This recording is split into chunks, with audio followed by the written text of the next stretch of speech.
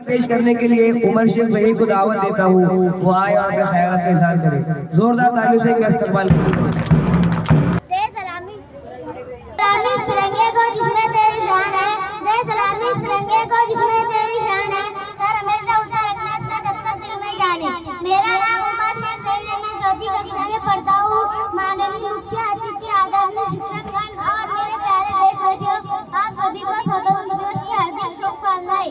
जैसा कि आप सभी जानते हैं कि आज 16 अगस्त है और हम सभी अपने देश का 78वां स्वतंत्रता दिवस मनाने के लिए उपस्थित हुए हैं। दोस्तों, 15 अगस्त 1947 में हमारा भारत देश ब्रिटिश शासन से आजाद हुआ था, जिसे आजाद कराने के लिए न जाने कितने स्वतंत्र सेनानियों ने अपनी जान गंवाई थी। अनेकता में एकता है भारत की शान है, अनेकता में एकता है भारत की शान है, इसीलिए मेरा भारत सबसे महान है। आज हम सबसे पहले हम स्वतंत्र सेनानियों को सलाम करना चाहेंगे, जिन्होंने अपने देश को आजाद कराने के लिए अपना सब कुछ दांव